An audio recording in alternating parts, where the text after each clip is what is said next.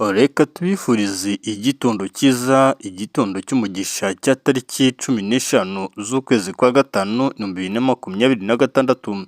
Tugarukanye amakuru adasanzwe utasanga andi uretse no ku murongo wacu mugari urajwe inshinga no kubagezaho amakuru agezweho kandi yizewe. Ni byinshi biba bikomeje kugenda bivugwa ndetse kandi ni byinshi biba bikomeje kugenda bitangazwa. Ni amakuru agezweho aka kanya by'umwihariko murabizi yuko twebwe icyo twiyemeje kwibandaho ni ubutaka bwa Repubulika Iharanira Demokarasi ya Kongo, cyane cyane ku bibazo bikomeje kugenda bisakiranya uruhande rw'umutwe wa M23 n'ihuriro ry'igisirikare cya Kongo FARDC ndetse kandi n'ibifitanye isano nabyo. Turaza kubigarukaho tuze kubabwira uko bihagaze. Igisirikare cy'umutwe wa M23 cyatangaje yuko ngo kitazemera gukomeza kwemera agahenge kasabwe mu masezerano atandukanye yasinywe hagati y'umutwe wa M23 n'ihuriro ry'igisirikare cya Kongo FARDC cyangwa na guverinoma Kinshasa. Aha M23 ibitangaje nyuma y'uko igisirikare cy'umutwe wa M23 kiri kwemera ibyasinye mu masezerano yaba ari Washington ndetse kandi n'amasezerano y'udo muri Qatar, utibagiwe ayo mu Busuwisi, ariko M23 ikavuga yuko ano masezerano uruhande rwa leta ya Kinshasa ruri kuyarengaho. M23 iri kuvuga yuko ngo nayo igiye kongera kubura imirwano mu buryo butandukanye n'ubwari busanzwe. Nyamara nubwo M23 ibi iri kubivuga, ariko nanone no ku ruhande rwa guverinoma Kinshasa tumaze iminsi tubona yuko iruhande rwa guverinoma Kinshasa bakomeje gukaza ibitero mu misozi y'Iminembwe ndetse kandi no mu misozi y'Imitwari ya Masisi, utibagiwe Rushuru, Rubero no mu bindi bice bitandukanye M23 igenzura. Turaza kubigarukaho rero. Ni perezida w'umutwe wa M23 Bertrand Bisimwa watangaje yuko ngo M23 igiye guhagarika ibikorwa yari yatangiye byo kwikura mu bice bitandukanye. Turaza kubigarukaho tubabwire uko bihagaze. Ku ruhande rw'abanyamurenge tumaze iminsi cyangwa se n'ibihe bimaze igihe kirekire tubona abanyamurenge baracitsemo ibyiciro cyangwa bariciyemo ibice, ndetse kandi ibingibi biza no kugaragaza yuko byaremye politiki y'amacakubiri hagati y'abanyamurenge. Ibi byose turaza kubabwira inkomoko yabyo cyangwa tubabwire intandaro y'impamvu abanyamurenge bagiye bacikamo ibyiciro bibiri bitandukanye. Ni ubusesenguzi butoya nakoze, ndaza kubabwira impamvu ndetse kandi nze kubabwira n'ingaruka nyinshi byateye ku gucikamo ibyiciro bibiri hagati y'abanyamurenge bo mu misozi y'Iminembwe cyangwa se b'Imurenge. Turaza kubigarukaho tuze kubabwira uko bihagaze. Ni mu gihe kandi turi buze kubabwira yuko mu bice byinshi bitandukanye bya Mikenke ndetse kandi mu misozi ya za Rugezi uruhande rw'igisirikare cya Kongo FARDC ibitero babikomeje. Turaza kubigarukaho tuze kubabwira uko bihagaze. Turaza kugaruka gatoya ku ruzinduko rwa Trump i Beijing mu Bushinwa. Ibi turaza kubabwira ese impamvu y'uru rugendo hagati ya Trump ndetse kandi n'Ubushinwa rugamije iki. Ibi kandi byerekanye yuko Taiwan ngari urufunguzo rw'ejo hazaza ku mubano hagati y'Ubushinwa ndetse kandi na Leta Zunze Ubumwe za Amerika. Byose turaza kubigarukamo tuze kubabwira uko bihagaze. Tugaruke inyuma gatoya, turaza kugaruka mu misozi y'i Bukavu tubabwire agasozi bivuga yuko kumvikanyemo imirwano, ariko ku ruhande rw'umutwe wa M23 bakavuga yuko ari amabandi cyangwa se ari abawazarendo bari bagiye mu ngo kujya kwiba M23 mu rwego kugira ngo ihangane nabo, igahitamo kubarasa cyangwa se igahitamo kurasana nabo mu rwego kugira ngo ihoshe ibyo bikorwa by'ububandi bya wazarendo. Bitandukanye nuko benshi bari bazi yuko ari uruhande rw'igisirikare cya Kongo FARDC rutangiye kwinjira mu misozi yo muri Bukavu. Byose ni ubudasa bwimbitse kandi bweruye. Rero reka dutangirire muri ino nkuru idasanzwe. Ku ruhande rw'igisirikare cy'umutwe wa M23 rwamaje gutangaza yuko rutazongera gukomeza kwemera iby'agahenge cyangwa se gushyira mu bikorwa amasezerano y'Doha muri Qatar, Washington DC cyangwa mu Busuwisi, kuko M23 ivuga yuko nubwo yemeye ibi byose ariko uruhande rwa guverinoma Kinshasa ntacyo bari gukora kugira ngo ibibazo bikemuke. Ibi bimaze iminsi bigaragara nyuma y'uko M23 yasabwe kuva mu kibaya cya Rusizi ikahava, M23 igasabwa kuva mu misozi imwe n'imwe muri Walikale irimo ibirombe by'amabuye y'agaciro ikahava n'ahandi hatandukanye. Benshi bagiye banagira n'ubwoba cyane nko ku baturage bashyigikiye cyangwa se bari mu bice M23 igenzura, bavuze yuko bishobora kubashyira mu kaga. Ibi rero M23 navuga yuko yaje isa naho ishaka kubishyiraho akadomo cyangwa kugaragaza yuko kuva mu bindi bice bigoranye cyane ukurikije uburyo ki situation ihagaze. M23 yatangaje yuko ngo itazongera kuva mu bindi bice nyuma y'uko ngo guverinoma ya Kinshasa ngo ikomeje kugenda igira gutya ikagaba ibitero kuri uyu mutwe. Ibi byatangajwe na perezida w'ihuriro ry'umutwe M23 Bertrand Bisimwa nyuma y'uko n'ubundi yagize icyo atangaza ku ruhande rw'ibikorwa bikomeje kugenda bikorwa n'igisirikare cya Congo FARDC, nyamara bo bakomeje kugenda bava mu bice bitandukanye. Mu misozi y'Iminembwe rero, Mibunda, Ndondo no mu bindi bice byo muri Kivu y'Amajyepfo, imyaka myinshi yaranzwe n'ubuzima bw'abaturage babanaga nk'abavandimwe nubwo barimo amoko atandukanye. Abanyamurenge harimo Ababembe, Abafurero, Abanyindu n'Abashi babanye mu mahoro kandi bagahahirana bagendana kandi banasengerana hamwe kandi bakanasenga mu matorero amwe atandukanye. Ariko uko imyaka yagiye ishira, politiki y'amacakubiri y'imvugo z'urwango zagiye zinjira muri sosiyete, bituma umubano wari wubakiye mu bwubahane utangira gusenyuka. Bamwe mu banyepolitike bashinzwe gukoresha urubyiruko n'imitwe yitwaje intwaro mu gukwirakwiza urwango rushingiye ku moko, ibintu byatumye havuka intambara zikomeje gusenya ubuzima bw'abaturage mu karere. Abaturage bo muri utu duce bavuga ko mbere y'intambara abantu babanaga neza nta vangura rishingiye ku moko ryagaragaraga hagati yabo. Abanyamurenge babanaga n'Ababembe, bakabana n'Abafurero ndetse kandi n'Abanyindu n'Abashi mu buzima bwa buri munsi.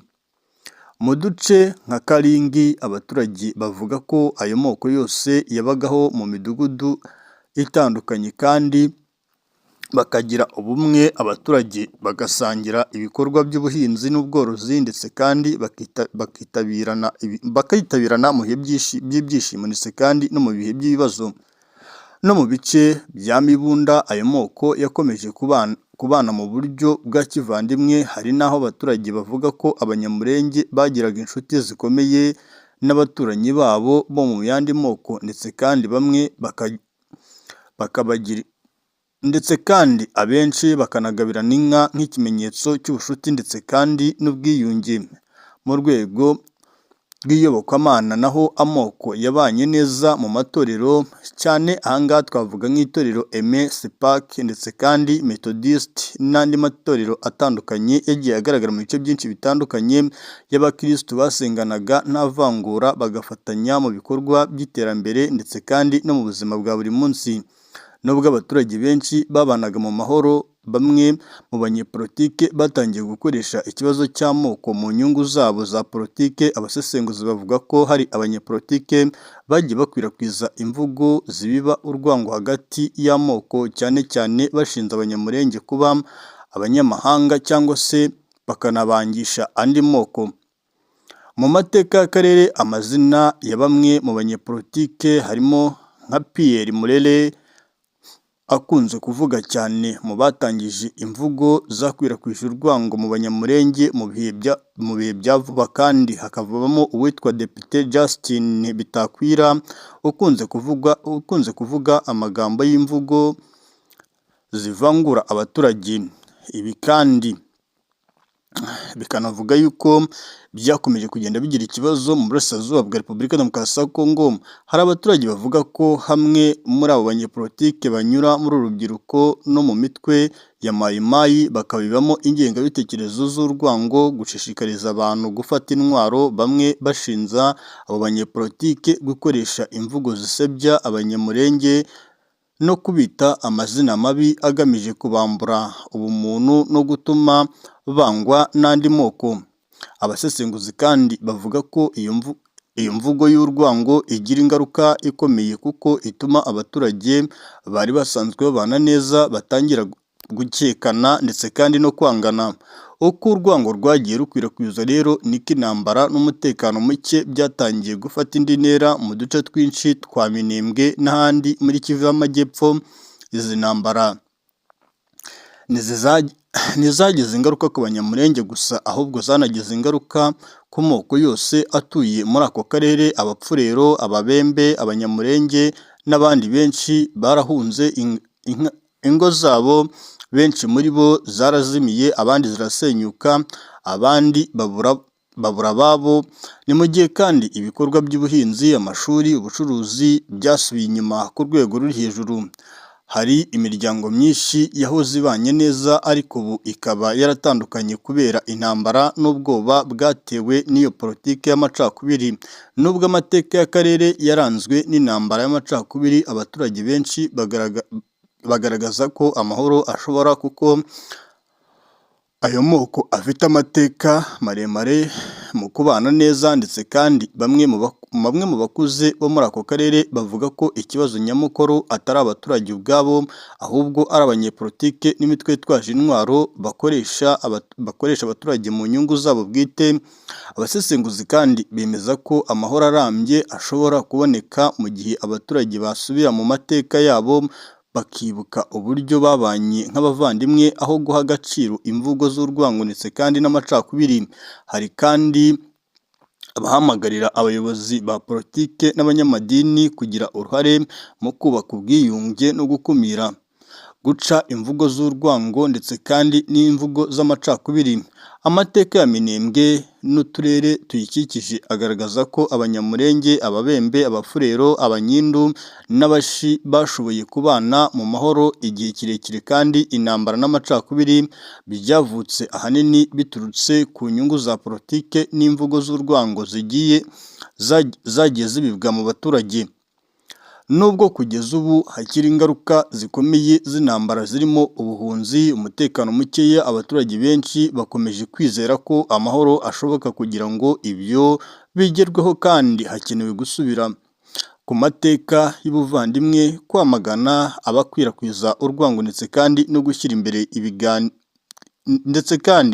imbere ibiganiro n'ubwiyunge hagati y'amoko yose atuye muri aka karere, nk'uko bikomeje kugenda bitangazwa n'abaturage batuye mu misozi yo muri Sud Kivu, cyane cyane b'Iminembwe, batangaza yuko igihe kigeze kugira ngo bo biyunge ubwabo hatagendewe ku mahitamo y'abanyepolitike cyangwa se hatagendeye ku mahitamo y'abayobozi b'igihugu cya Repubulika Demokarasi ya Kongo, nk'uko bikomeje kugenda bitangazwa na bamwe mu baturage batuye ku butaka bwa Repubulika Demokarasi ya Kongo. Twe rero nk'imboni zanyu tukaba amaso yanyu, icyo dutegereje ni ukureba ko bishoboka koko kongera kubona ubwiyunge bukomeye ku moko menshi atandukanye y'Abanyamulenge cyangwa se abaturage batuye Iminembwe bongera kuba umwe mu buryo bumwe cyangwa se ubundi. Ibi nubwo biri gutangazwa n'uruhande rw'igisirikare, nubwo biri gutangazwa n'abaturage batuye mu misozi y'Iminembwe bavuga yuko bifuza kongera kubana, kandi bavuga yuko babangamiwe bikomeye cyane n'amacakubiri yagiye agaragara ku butaka bwa Repubulika Demokarasi ya Kongo. Igisirikare cya Repubulika Demokarasi ya Kongo ndetse kandi n'abafatanyabikorwa babo ibitero ku ruhande rw'umutwe wa M23 ndetse kandi na MLDP twirwaneho, bavuga yuko barwanirira abaturage bakomeje guhohoterwa ku butaka bwa Kongo, bo bakomeje kugabwaho ibitero umunsi ku munsi, ndetse kandi ibi bitero bikanagira ingaruka zikomeye ku baturage batuye mu misozi y'Iminembwe. Ibitero bya FARDC n'abambari bayo Imurenge ndetse kandi n'abo bifatanyije bakomeje kubiga mu misozi yo mu Mikenke no mu bindi bice bituwemo n'Abanyamulenge. Amakuru aturuka mu misozi miremire y'Imurenge mu ntara ya Kivu y'Amajyepfo muri Repubulika Demokarasi ya Kongo aravuga ko ihuriro ry'ingabo z'iki gihugu ryongeye kugaba ibitero mu duce dutuwemo n'abaturage. Bikavuga yuko ibitero byagabwe ahitwa Mikenke Karingi, Bidegu, Kalongi ndetse kandi no mu tundi duce dutandukanye. Nk'uko amakuru ava muri ako gace abivuga, ibitero byatangiye guhera ku itariki ya 14 z'ukwezi kwa gatanu kugera kuri uno munsi mu rukerera nk'uko amakuru angezeho, aho ihuriro rigizwe na FARDC n'ingabo z'u Burundi n'imitwe yitwaje intwaro wazalendo ndetse kandi n'umutwe wa FDLR ryagabye ibitero ku mihana ituwemo n'abanyamurenge. Ibi kandi byatumye abasirikare ba MLDP twirwaneho batabara abaturage nk'uko byatangajwe n'abaturage batuye muri ibi bice mu nkuru mfite hano. Ibi kandi biravugwa yuko amakuru yizewe ava muri aka karere aravuga ko kugeza ubu imirwano ikomeje kuba ikaze muri ibyo bice, kandi nubwo hari amakuru avuga ko ihuriro ry'ingabo za leta Kinshasa riri gusubizwa inyuma mu duce tumwe na tumwe twabereyemo imirwano nk'uko bikomeje kugenda byemezwa n'abaturage, ariko biranavuga yuko hari n'utundi duce FARDC ikomeje kugenda yinjiramo igahita idufata kubera yuko nta n'abasirikare ba M23 cyangwa se MLDP twirwaneho barimo, nk'uko bikomeje kugenda byemezwa n'impande z'abaturage batuye muri ibi bice ndetse kandi n'abanyamakuru bari muri biriya bice. Amakuru kandi yemezwe n'umunyamakuru witwa Steve Wembi wo muri Repubulika Demokarasi ya Kongo usanzwe ucukumbura kuri zino nkuru zibiri kubera ku butaka bwa Repubulika Demokarasi ya Kongo. Abaturage bo muri aka gace bavuga ko ibi bitero bikomeje gukurikirana umunsi ku munsi, kuko uko umunsi wabanje habaye indi mirwano mu bice bya Bidegu, Kalongi, Karingi, n'ubwo uruhande rwa leta rwagerageje kwisuganya. Amakuru abo muri aka gace avuga ko rwongeye gusubizwa inyuma na MLDP twirwaneho. Iyi mirwano kandi yongeye gukaza impungenge ku mutekano w'abanyamurenge batuye mu misozi ya Minembwe, Imurenge muri rusange, ahamaze imyaka myinshi havugwa amakimbirane ashingiye ku mutekano, ibikorwa by'imitwe yitwaje intwaro ndetse n'ibibazo bishingiye ku moko n'ubutaka. Abakurikiranira hafi ibibazo byo mu burasirazuba bwa Repubulika Demokarasi ya Kongo bavuga ko abaturage b'abanyamurenge bakomeje kugaragaza impungenge z'uko hari politike ya Kinshasa ibafata nk'abatari abaturage b'igihugu byuzuye. Ibi bintu bavuga ko byakomeje guteza ubushyamirane hagati y'impande zitandukanye. Ku ruhande rwa leta ya Perezida Antoine Félix Tshisekedi Tshilombo, umuyobozi wa Repubulika Demokarasi ya Kongo, bwakunze kuvuga ko ibikorwa bya gisirikare bikorwa mu rwego rwo guhashya imitwe yitwaje intwaro no kugarura ubutegetsi bwa leta mu bice byose by'igihugu. Gusa abatavuga rumwe na leta ndetse n'impande zishyigikiye abanyamurenge bavuga ko ibikorwa bya gisirikare bikunze kwibasira abaturage b'iki cyiciro bikagira ingaruka zikomeye ku mibereho yabo. Ibikorwa by'urugomo n'intambara muri biriya bice bituwemo n'abanyamurenge bimaze imyaka irenga 10. Bivugwa ko mu burasirazuba bwa Repubulika Demokarasi ya Kongo muri icyo gihe abaturage benshi bamaze guhitanwa n'imirwano, abandi barahunga, mu gihe kandi ibikorwa remezo nk'imitungo byangiritse cyane. Amakuru ava muri aka gace avuga ko amazu menshi y'abaturage yasenywe ndetse kandi agatwikwa, mu gihe ubworozi bufatwa nk'inkingi y'ubukungu y'abanyamurenge bwahuye n'igihombo gikomeye. Kandi hari amakuru avuga ko inka zibarirwa mu bihumbi nyinshi zanyazwe muri iyo myaka yose ndetse kandi y'imvururu, ibintu bikomeje guteza ubukene n'ihungabana ry'abaturage b'abanyamurenge. Amakuru ava mu baturage avuga ko bamwe mu basirikare ba FARDC, abarwanyi ba wazalendo, FDLR bashinjwa kugira uruhare muri ubwo bujura ndetse kandi muri ibyo bikorwa by'ibitero bikomeje kugabwa ku baturage b'abanyamurenge. Imiryango iharanira uburenganzira bwa muntu yakomeje gusaba ko habaho ibiganiro bya politike mu buryo burambye byo gukemura ibibazo by'umutekano mu misozi y'Iminembwe hagamijwe kurinda abaturage no guhagarika ibikorwa bikomeje guteza ubuhunzi ndetse kandi no guteza ibibazo by'ubwicanyi muri iriya misozi muri kariya karere. Ariko mu gihe imirwano ikomeje, abaturage batuye muri utu duce bavuga ko bakomeje kuba mu bwoba bwinshi, mu gihe kandi hari impungenge ko umutekano ushobora kurushaho kuzamba niba impande zihanganye zitageze ku nzira y'ibiganiro n'amahoro arambye. Ibi rero ndababwiza ukuri bikomeje kugenda biteza ikibazo kandi Biranavugwa kandi ko ku ruhande rw'imyiteguro n'ibikorwa bya gisirikare i Bujumbura bikomeje kugenda byiyongera uko umunsi ugenda uzaza undi, ibi nabyo bikomeje kugenda biteza akaga n'ikibazo gikomeye uko umunsi ugenda uzaza undi muri rusange. Ni amakuru akomeje kugenda atangazwa yuko leta y'igihugu cy'u Burundi ikomeje gutoza abasirikare ba FARDC, Wazalendo, FDLR mu rwego rwo kugira ngo bakomeze bakaze uburyo bwose ngo bwo kongera kwisuganya bakarwana n'uruhande rw'umutwe wa M23 nawo wamaze kwemeza yuko utazongera kuva mu bice ugenzura mu gihe leta ya Kinshasa yo ngo idashyira mu bikorwa ibyemeranyijwe mu masezerano atandukanye, yaba ari amasezerano y'Doha muri Qatar, amasezerano ya Washington DC ndetse kandi mu Busuwisi. Reka mbifurize amahoro n'imigisha, mbifurize kumererwa neza. Ni umugaragu w'amakuru, inshuti yanyu y'akadasohoka, ndabakunda kandi mbahoza ku mutima. Mujye mwibuka kwikorera subscribe, like